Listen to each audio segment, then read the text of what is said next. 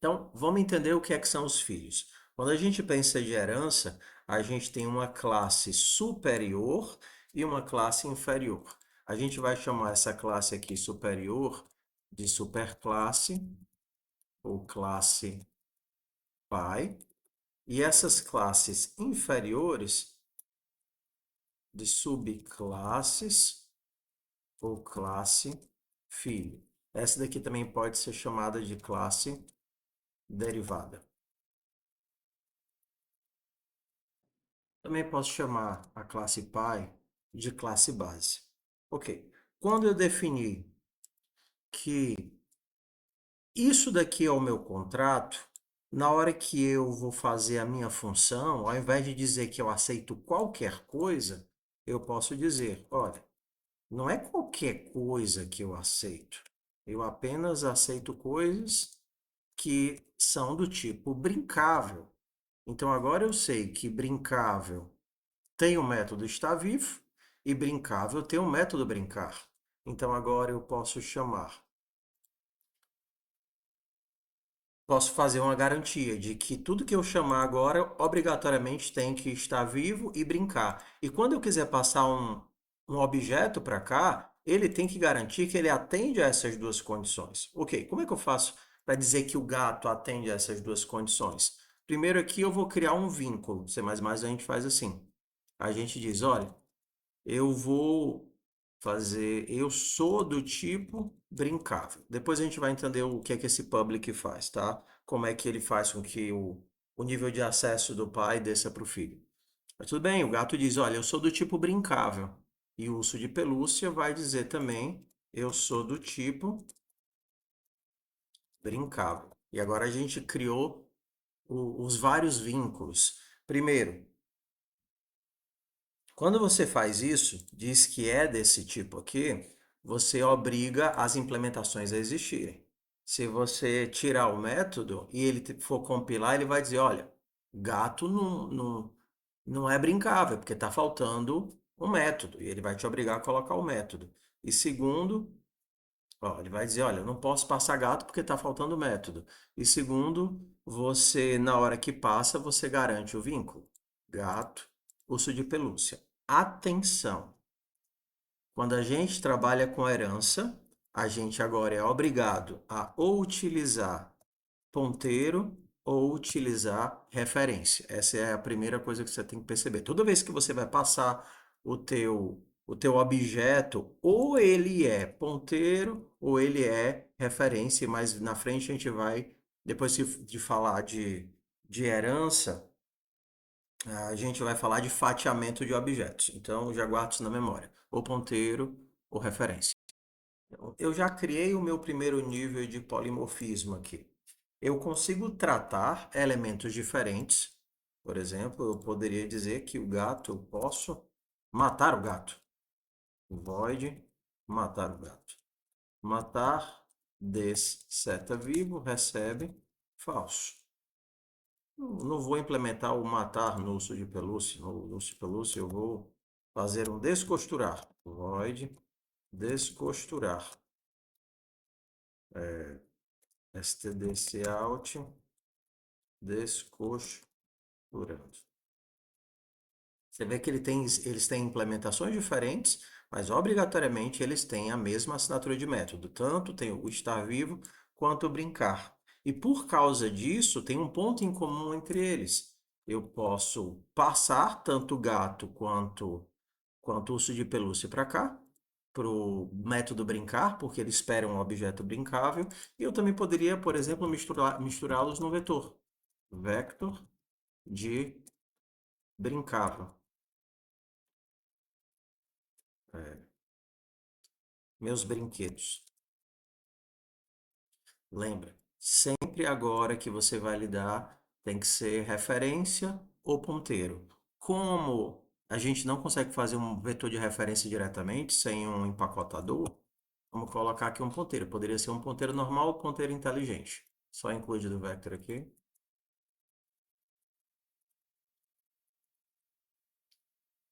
Consertar esse detalhe aqui que eu escrevi sem querer. Então pronto, posso ter um vetor de brincáveis Eu posso brinquedos, ponto, pushback de eu não consigo instanciar uma coisa dessa, porque um brincável, ele não é uma classe, que a gente chama de classe concreta, ele não tem um corpo que eu possa criar, ele é apenas um contrato que diz como é que os elementos que querem ser brincáveis devem se comportar, ou seja, quais métodos eles devem fornecer. Mas eu consigo fazer aqui criar coisas que são brincáveis. New o quê, rapaz? New urso de pelúcia. New urso de pelúcia. Consigo criar um new urso de pelúcia. E consigo também colocar brinquedos. Ponto pushback. New gato.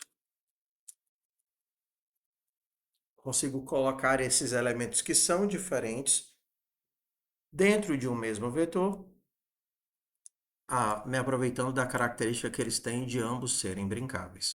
Então eu consigo, por exemplo, manipular os meus elementos olhando através da ótica do brincável para cada brinquedo em brinquedos. Como isso daqui é um elemento do tipo brincável, ele vai dar brincável, ponteiro, mesma coisa, o alto. Para cada brinquedo em brinquedos, eu posso chamar os métodos a partir da ótica do brinquedo. Brinquedo, seta, já que é um ponteiro, brincar está vivo. Brincar. Por que eu não posso chamar o brinquedo matar? Porque matar não está no brincável. Matar é algo específico do gato. Ó, não posso matar porque eu só posso invocar aquilo que está na minha visão de brinquedo. Então, vamos agora para a nossa primeira técnica de polimorfismo baseado em herança para resolver esse problema. Então, o que é o nosso problema? Eu quero definir o que é que a minha classe, o meu objeto precisa ter para ele ser manipulado. Então, eu estou vendo que ele precisa de um método estar vivo e o método brincar. Esse estar vivo tem que retornar um booleano e esse brincar, por exemplo, pode ser um void. Então, o que é que a gente vai fazer? A gente vem bem aqui e vai criar uma classe, uma struct. A diferença da struct pela classe é a questão de tudo ser público. Vou começar aqui com struct e vou definir que algo. Se eu estou tentando brincar com algo, eu vou dizer que algo é brincável. E aqui eu vou desativar o nosso amigo Copilot para a gente poder construir de pouquinho. Então, algo é brincável se ele tiver a implementação de um método está vivo. Eu não vou fornecer essa implementação. Essa implementação vai ter que ser buscada nos filhos e ele precisa ter um método virtual brincar, que é void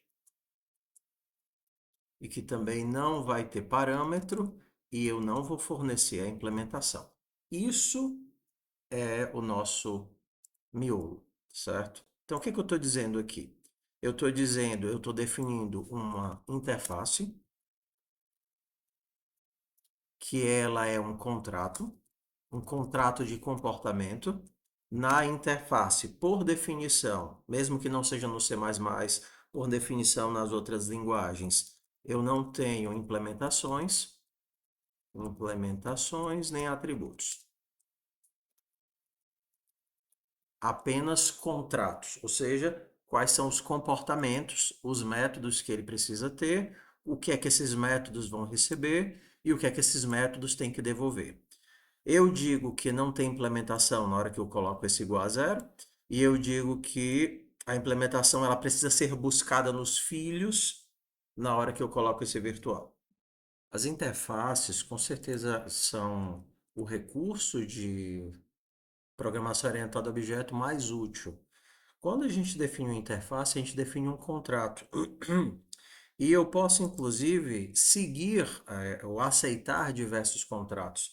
É muito comum, principalmente em Java, você dizer que um elemento é serializável, ou seja, ele pode ser transformado em texto e guardado no arquivo de texto, que ele pode ser hasheável. Estou utilizando esses nomes aqui só para por didática, tá certo? Ou ele pode ser ordenável. É assim que o Java define. Então, eu sei que eu posso inserir isso daqui numa tabela, hash como chave, utilizar isso aqui como chave de uma tabela hash. Eu sei que isso daqui pode ser colocado num vetor ordenável. E aí o Java já define todas as listas, né? Todas as interfaces que eu preciso cumprir para me adaptar ao framework da linguagem. Uma coisa muito interessante das interfaces e que é um modelo de programação é que quando a gente cria código de produção, a gente não cria diretamente vinculado às nossas classes. A gente cria os códigos para as interfaces. Quando a gente, por exemplo, está, sei lá, escrevendo o nosso próprio banco de dados, uma classe que simula o nosso banco de dados, ao invés de conectar diretamente com a minha classe, eu crio programando para a interface. E aí, quando eu faço isso, na hora de fazer os testes, eu posso criar uma classe fake para poder rodar os testes, uma classe falsa, diferente se eu tivesse interligando diretamente com a classe principal. Vamos falar de visão. Vou criar aqui o Garfield. Estou criando um objeto do tipo gato. Então eu posso manipulá-lo como eu manipularia um gato. Posso, através do Garfield, brincar, chamar está vivo ou tentar matar o Garfield. Se eu uso como um ponteiro, por exemplo, gato, gato recebe endereço de Garfield. Garfield. Agora, gato é um ponteiro para Garfield. Além de a gente ver como guardar o endereço, eu também posso entender esse código como olhar para Garfield como um gato. Então, gato, seta, brincar, está vivo ou matar. A partir do momento que eu crio um ponteiro para olhar através do contrato, brincável, brinquedo, recebe endereço de Garfield. Eu só posso olhar para o meu brinquedo,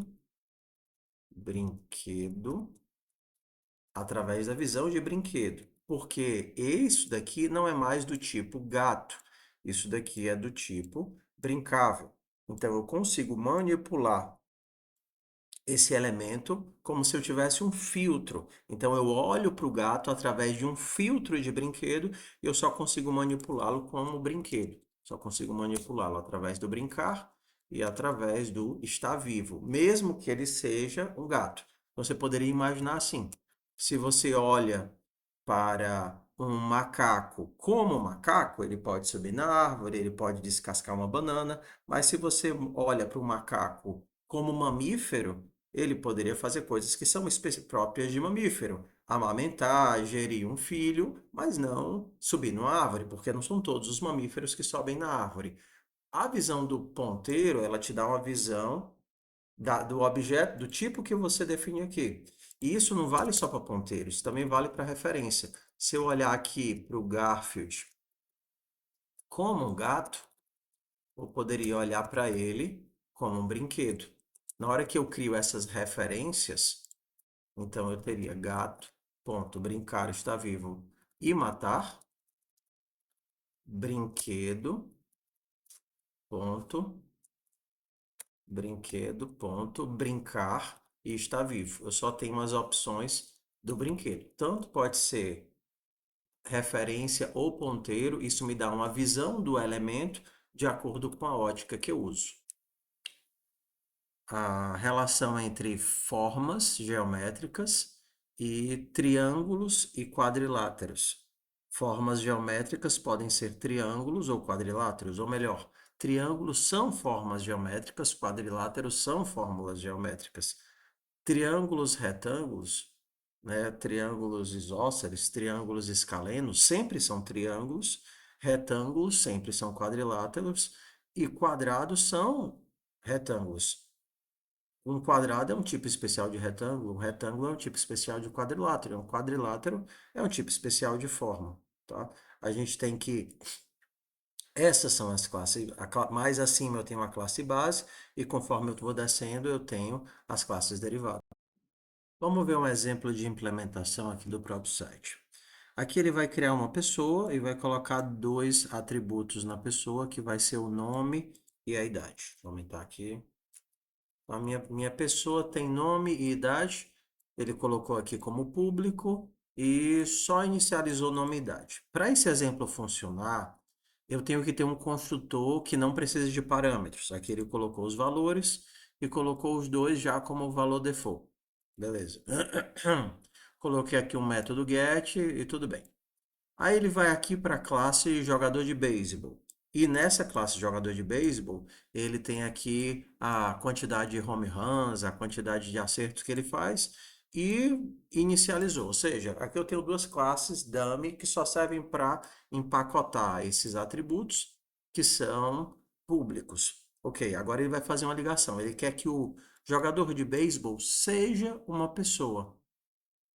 Então, para isso, da mesma forma que a gente fez na interface, a gente diz, olha, o jogador de beisebol é uma pessoa. Não precisou mudar nada no método do jogador de beisebol, porque o construtor de pessoa não precisa de parâmetros. Então, ele simplesmente inicializa os atributos do jogador de beisebol, já que a pessoa não precisa de nenhum valor, não precisa passar nenhum valor para a pessoa para criá-la.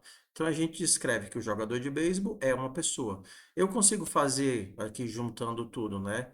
Classe pessoa, classe jogador de beisebol. E quando eu crio o meu jogador de beisebol, eu não preciso passar nenhum parâmetro para ele. Ele começa primeiro fazendo as atribuições aqui de valores do jogador, depois ele vai para a classe pessoa, passa os valores da classe pessoa e aí volta para cá. Então, não precisei passar nenhum parâmetro. Eu consigo acessar, através do jogador de beisebol, um atributo da pessoa. Quando a gente estava com a interface, eu conseguia chamar os métodos. Só que os métodos eram implementados na classe filha.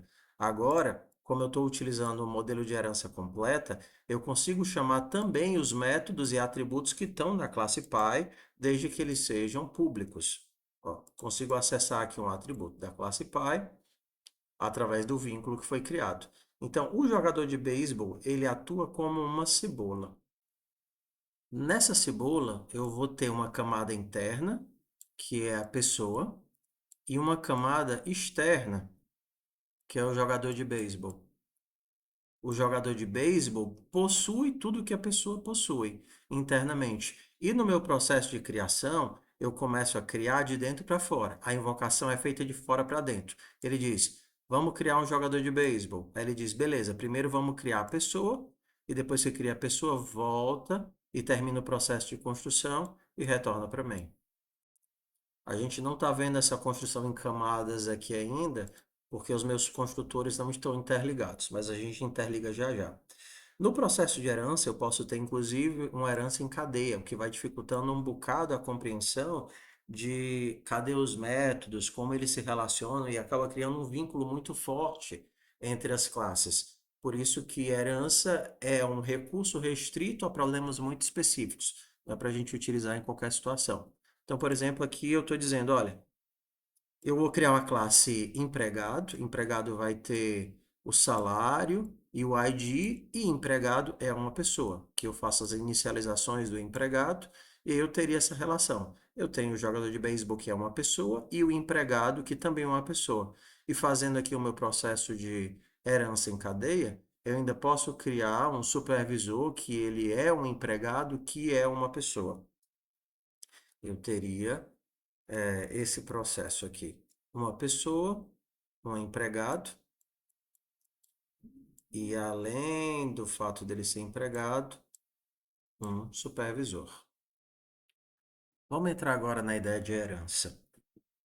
Quando nós falamos de interface, nós falamos de Compromissos, contratos. Quando a gente fala de herança, o mecanismo é muito parecido, mas a ideia é diferente. Na herança, a classe mãe, né, a classe base, ela se relaciona com as suas classes filhas num processo de ser, num processo existencial. Então, pegando aqui o exemplo do Lohan de CPP,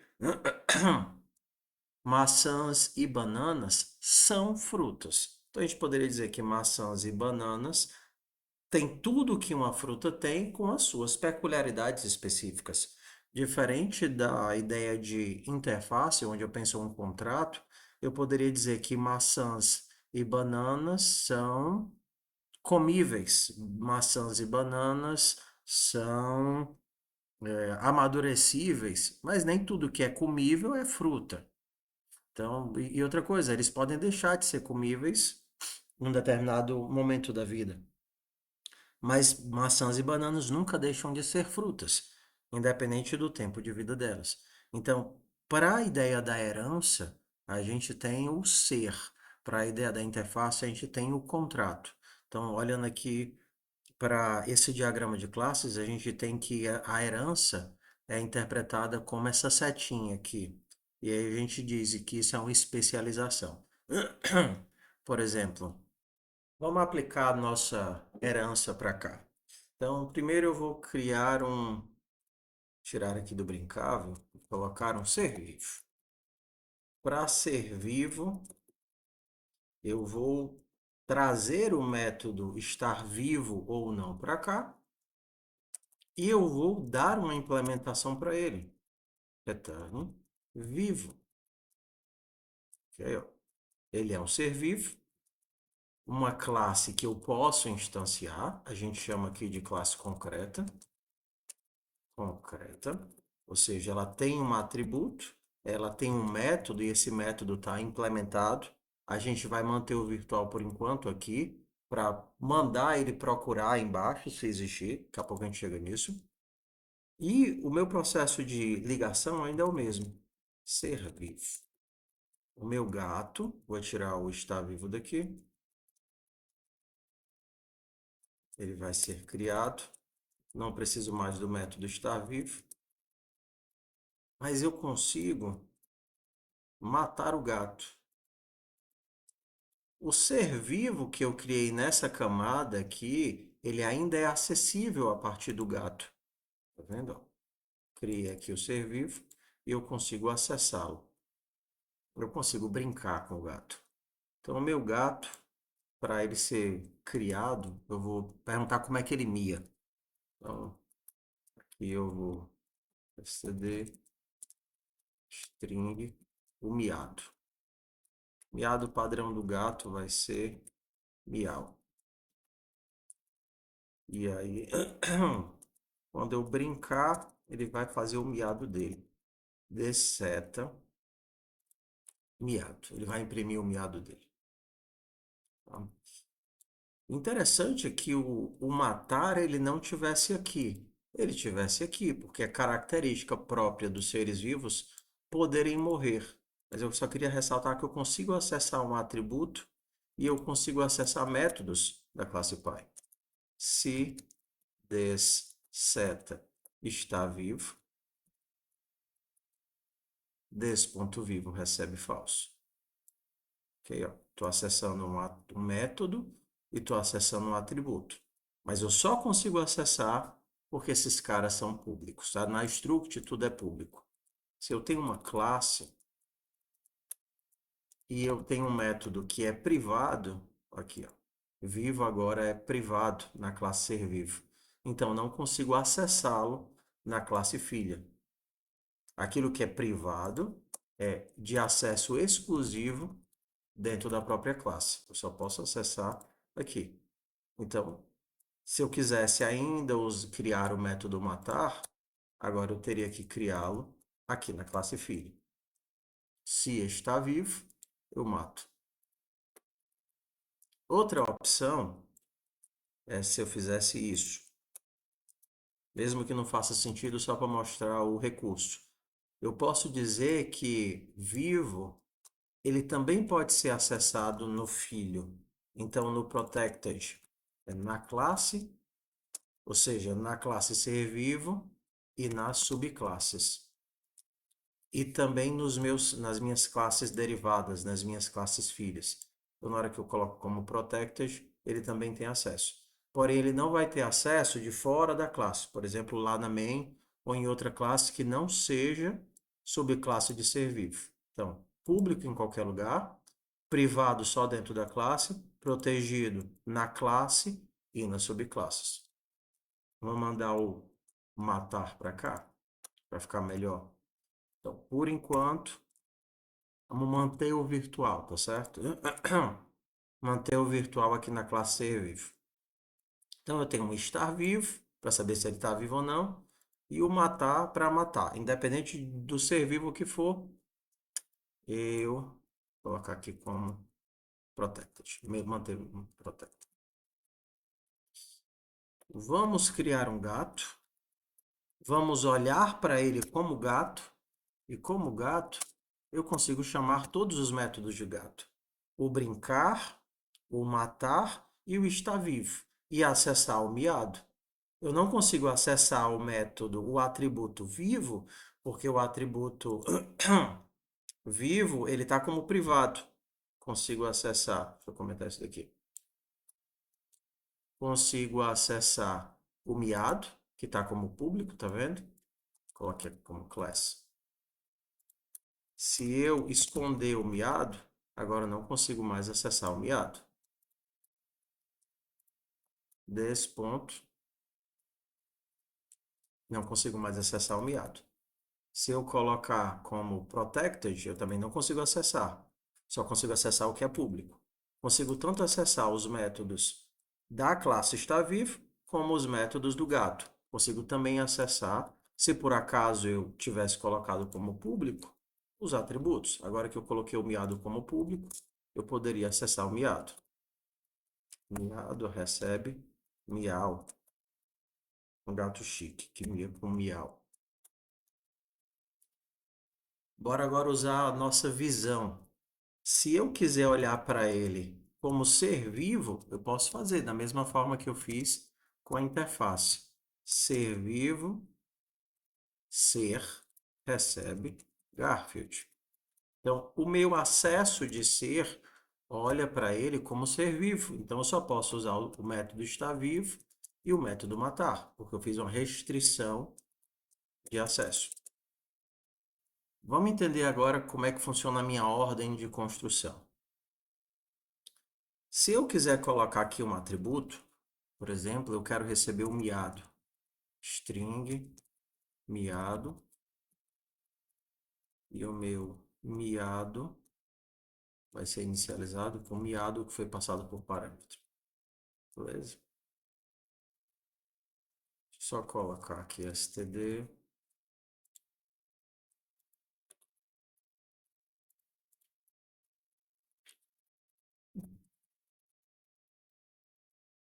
Ok. Beleza, então só tirei o std. Então agora eu quero receber o gato, o miado dentro do gato. Não consigo mais criar o Garfield acima, porque tenho que passar como é o miado do Garfield. Miau é o miado do Garfield. Beleza. Consigo passar o miau, ele chega bem aqui, coloca o miau dentro da variável do atributo miado e ok, construiu.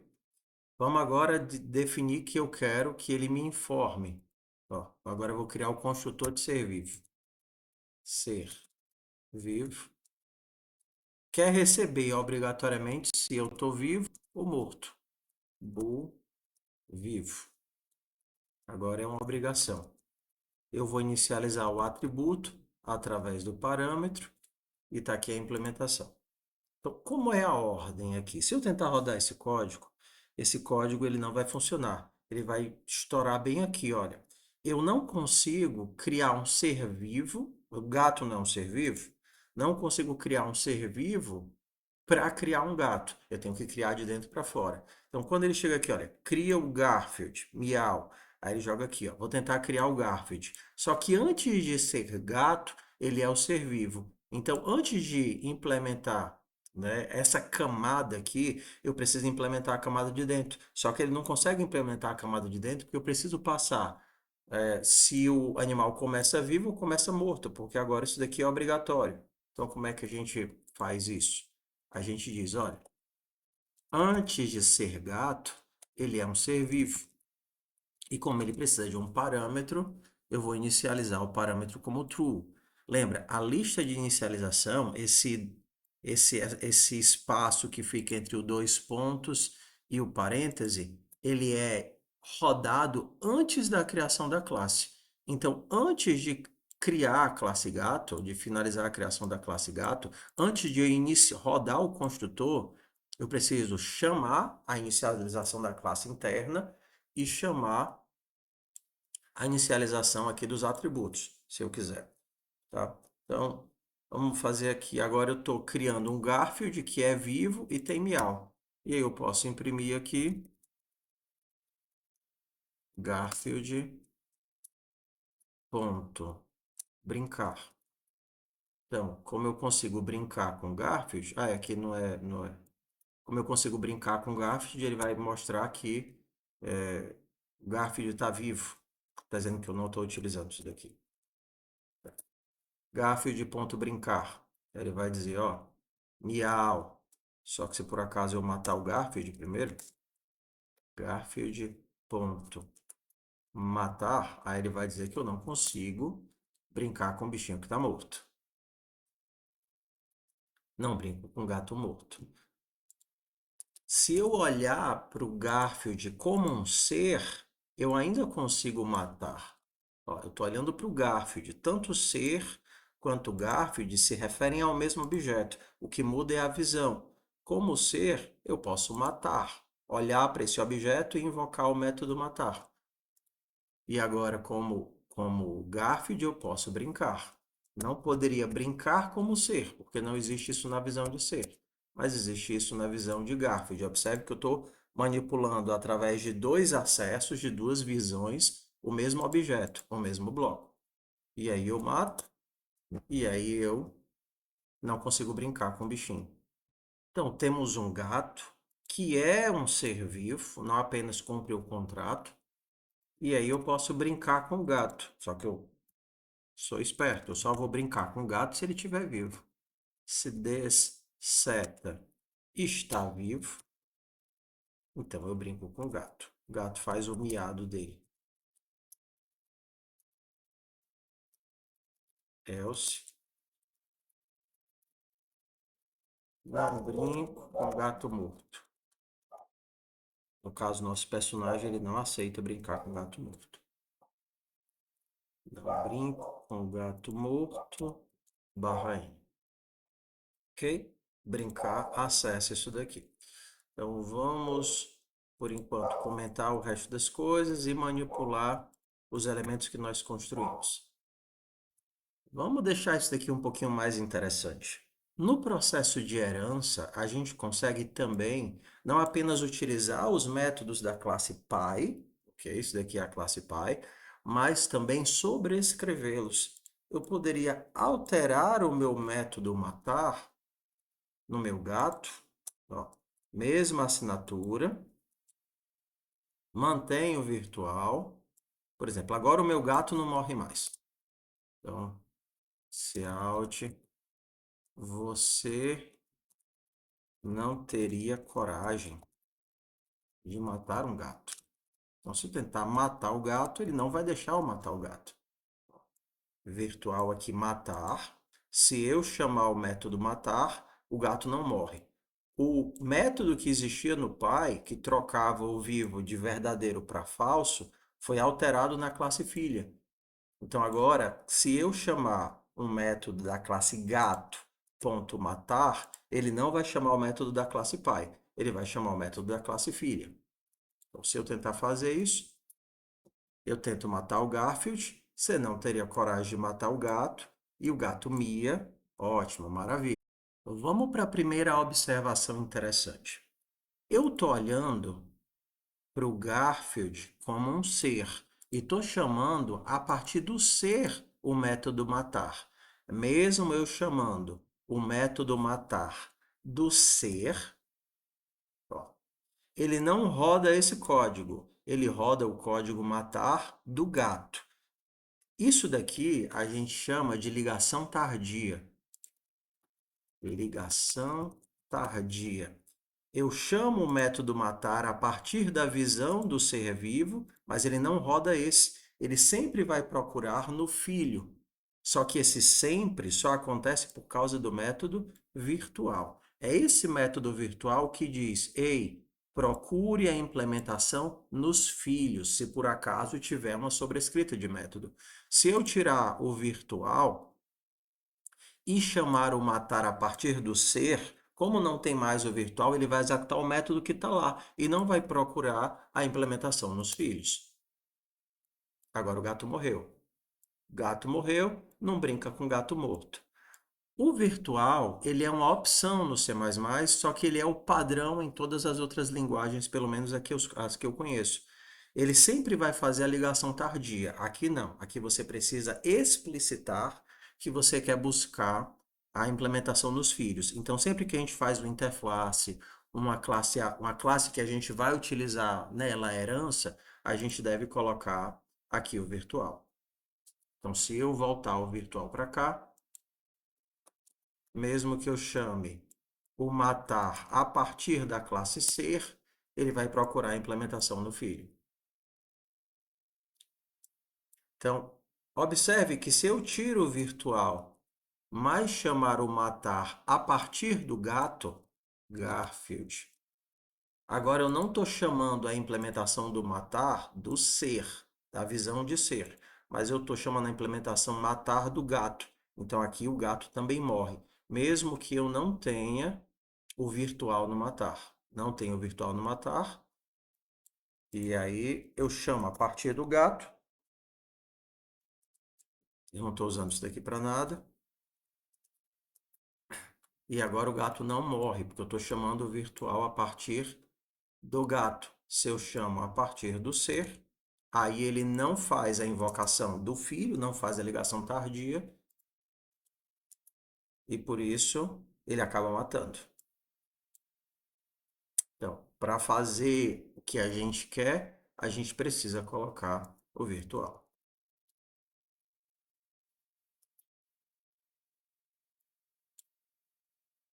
que é rodar a implementação no gato, sempre buscar a implementação no filho.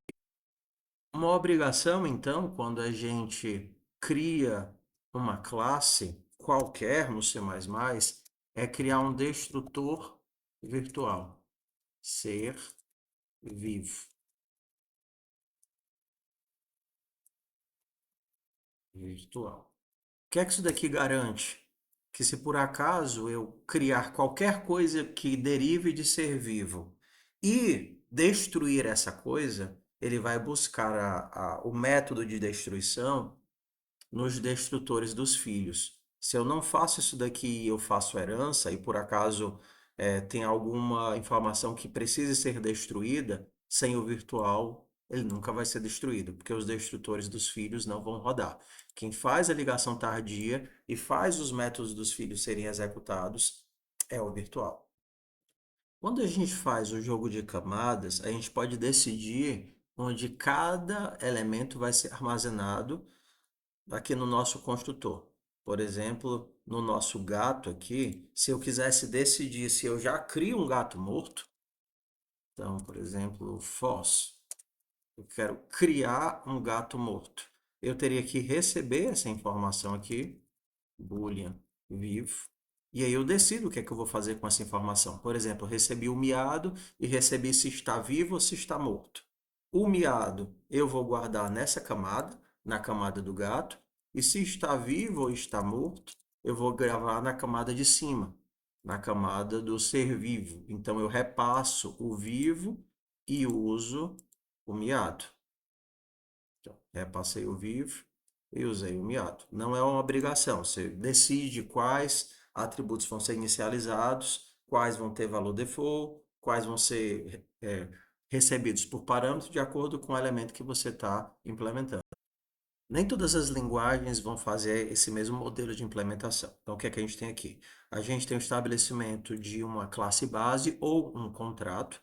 A gente tem a criação do vínculo que define que uma classe derivada é obrigada a seguir, e aí o compilador, nesse caso, já verifica se ele já tem todos os métodos. E quando eu crio uma função qualquer que recebe a classe base, por exemplo, ser vivo, ser e tento passar alguém para dentro dessa classe, ele já faz as verificações se esse elemento é realmente um ser vivo. Então, vamos dar aqui dois exemplos. No caso do JavaScript, que não tem verificação nenhuma e ela é interpretada, né, na hora da execução, eu não tenho como fazer essas obrigatoriedades. Simplesmente eu passo a classe, na hora da execução ele procura os métodos, se encontrar os métodos ele executa. Ótimo. Em Go, que é compilada, eu não tenho como fazer essa obrigação aqui. Mas se por acaso eu criei uma classe e coloquei nela brincar e matar, na hora da compilação ele verifica, ok, se você tem brincar e matar, você pode ser considerado um ser vivo. Eu aceito você nesse método. Ok? E aí a gente vai tendo essas implementações diferentes de acordo com o objetivo de cada linguagem. Vamos para o problema do fatiamento agora. Quando eu não uso interface, o que acontece? Então, vamos imaginar aqui que eu tenho o meu ser vivo. O meu ser vivo, ele tem um espaço de memória que é capaz de guardar a informação se ele está vivo ou não está vivo, ok? E depois eu tenho aqui o meu gato que tem um espaço de memória para guardar a informação do tipo de miado. Quando a gente faz esse tipo de atribuição aqui, ser vivo recebe Garfield, eu estou pegando uma informação complexa, capaz de guardar duas camadas e fazendo uma cópia por um outro bloco de memória. Isso daqui é uma cópia, não é simplesmente uma referência ou um ponteiro. Eu estou copiando o bloco de dados de Garfield para esse ser. Então, estou copiando a informação que tem aqui para cá. Agora eu tenho esse bloquinho de memória, que é o ser, e esse bloco de memória, que é o Garfield, onde eu copiei essas informações. Quando eu tentar fazer isso daqui, a gente diz que a gente está fatiando o objeto. std cout ser ponto está vivo. O método aqui vai funcionar, mas aqui você não está recebendo o Garfield, você está recebendo a cópia de um pedaço do Garfield. Então, quando a gente quer trabalhar com herança, a gente é obrigado a utilizar a referência ou o ponteiro, porque eu não quero agora uma cópia do Garfield, um pedaço do Garfield. Eu quero o Garfield. E aí eu vou olhar para o Garfield para saber se ele está vivo ou não está vivo e vai executar todos os métodos que a gente pensou.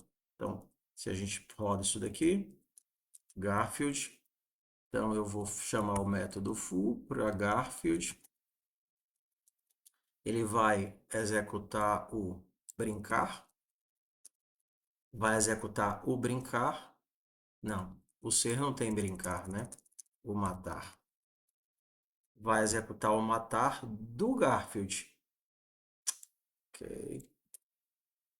Que é um gato. E aí, que foi sobrescrita para você não teria coragem de matar esse gato. Ó, rodou o do Garfield, que vai rodar o matar, e vai dizer você não teria coragem de matar esse gato. Se eu tirar o i comercial, ele vai copiar o bloco para dentro do ser, vai ser um novo bloco de memória com aquela cópia do miolinho. Então a gente só vai ter essa informação aqui. Como só tem essa informação aqui, vai rodar esse matar, mesmo que ele seja virtual. Ele não vai conseguir rodar o matar do filho, porque não existe mais essa camada quando você fez essa cópia para cá.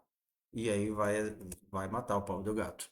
Não estou vendo nada porque o matar do pai não mostra nenhuma informação. Se eu botar um cout aqui, cout, morrendo, Aí agora a gente vai ver o bichinho morrendo. Ok? Então, muito cuidado. Por que que você não morreu, miserável? Porque ele foi inicializado com falso. Então, vamos iniciar vivo para eu conseguir matar. Morra, Garfield! Agora eu consigo matar o Garfield, porque o Garfield estava vivo e agora eu matei. Por quê? Só consegui matar porque você fez um fatiamento, você fatiou o objeto. Para não ter esse comportamento, para receber o objeto real, ou trabalha como e-comercial, né? Ou trabalha como ponteiro. Ou também poderia ser um smart pointer, né? O smart pointer também se comporta como ponteiro. Só que aqui não é um ser, ponto. Como ele é ponteiro, ele tem um comportamento de seta. Se tivesse um shared PTR e unique PTR, ele também funcionaria como um ponteiro. A segunda característica interessante da nossa montagem é que eu consigo não apenas sobrescrever os métodos do Pi, mas também invocá-los. Então, eu vou chamar aqui um virtual void str para transformar, void não, visual string str para transformar ele em texto. Então, return, vou retornar aqui como ser vivo, ele é um ser vivo, e o status dele é to string de vivo. Ele é um ser vivo. Criei um método str e aí eu chamei. Se eu chamar aqui no meu método cout ser set str, vai chamar a única implementação do str que ele conhece, que é a implementação do ser vivo. Então, mesmo sendo gato, como str só está no ser vivo, ele vai chamar a implementação do ser vivo.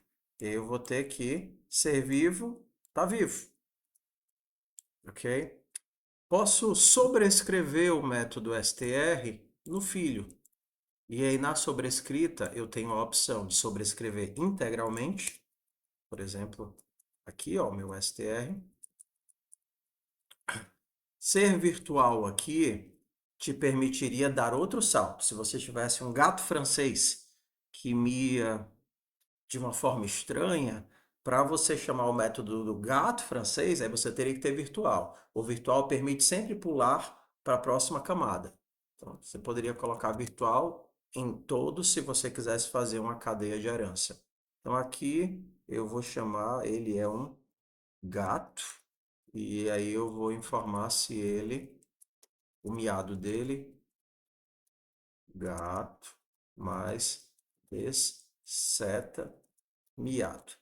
Essa daqui é a implementação str do gato.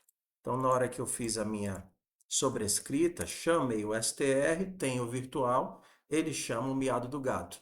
Se eu quisesse chamar a implementação do pai, eu teria que fazer assim, olha, eu tenho um pai, que é um ser vivo, e esse pai, ele tem uma implementação do str.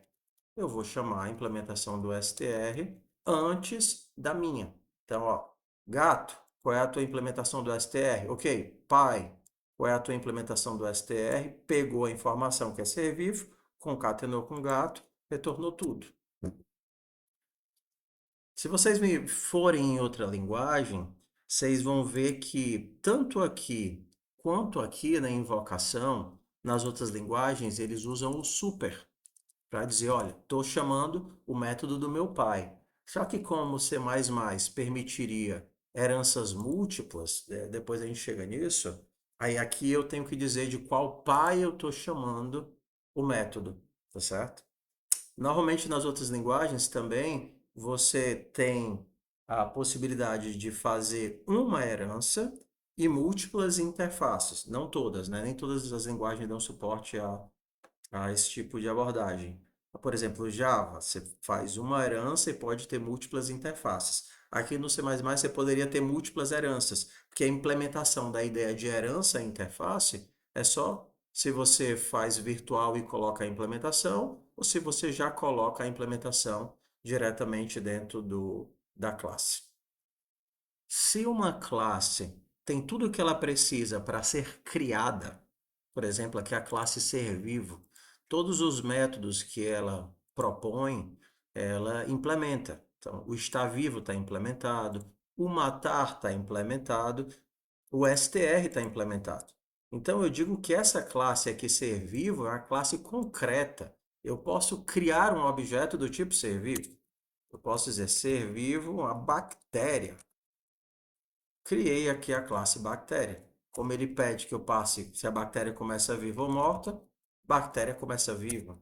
Só dizendo aqui que esse é um péssimo padrão de implementação, tá? Você passar um booleano sem necessariamente dizer o que é que esse negócio aqui significa, tá? Seria muito melhor se eu dissesse, olha, é uma bactéria e depois desse um get, um método bactéria.set alive, setar se está vivo ou morto. Então, isso aqui é um péssimo padrão, tá? Só deixando claro. Mas vamos lá. Isso daqui é um método concreto. É uma classe concreta. Eu consigo implementar um objeto do tipo ser vivo. Às vezes, você quer obrigatoriamente ter atributos, ter implementações. Então, se você tem um atributo ou tem uma implementação, ela não é mais uma interface. Só que você, por exemplo, não quer oferecer uma implementação. Olha, não quero oferecer a implementação do método str, mas eu preciso que os filhos façam essa implementação. A partir do momento que você tem um método que está faltando, obrigatoriamente essa classe, que era concreta, não pode mais ser implementada. A gente diz que ela é uma classe abstrata. Por quê? Porque está faltando um pedaço dela. Se está faltando um pedaço dela, eu não posso mais implementar um ser vivo. Ser vivo, bactéria. True. Não, você não pode fazer isso.